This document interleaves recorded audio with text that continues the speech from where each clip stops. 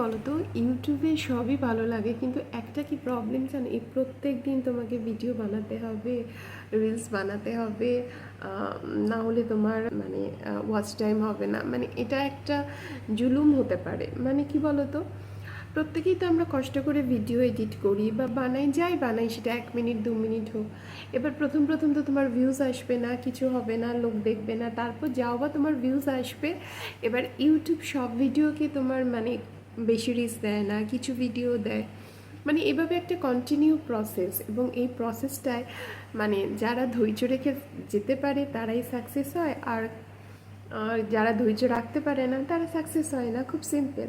But এই কথাটাও মানে কি বলবো, এই ইউটিউবকে মানে একটু বলার উচিত যে এত ধৈর্যের পরীক্ষা না নিয়ে দেখুন, সবাই তো এখানে আমরা কিছু অ্যাচিভ করার জন্যই এসেছি, তাই তো? আর ইউটিউবও সেটা জানে।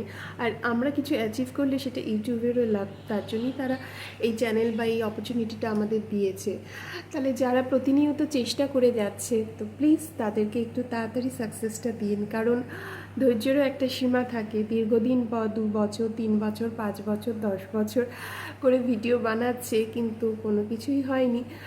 মানে এটা খুব খারাপ লাগে। যারা বানাই আমরা তারা জানি, সবাই তো আর বড় বড় ইউটিউবার মনোজ দে বা আরও যারা যারা আছে তাদের মতন হয় না, কিছু কম সংখ্যকও হয়।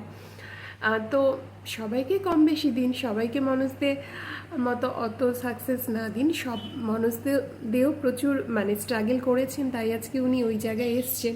বাট আমি এটাই বলতে চাইছি, কম বেশি যারা নিয়মিত ভিডিও দিচ্ছে, আপনার রুলস আর রেগুলেশন মেনে দিচ্ছে, তো তাদেরকে একটু তাড়াতাড়ি সাকসেসটা দিয়ে দিলে ভালো হয় নাকি?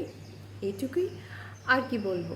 তাই ইউটিউবের কাছে এটাই রিকোয়েস্ট, যারা আমরা নিয়মিত ভিডিও বানাচ্ছি, চেষ্টা করছি অ্যাটলিস্ট, তাদেরকে একটু সাকসেসটা তাড়াতাড়ি দিয়ে দেন। কেমন? দেখা হচ্ছে আবার।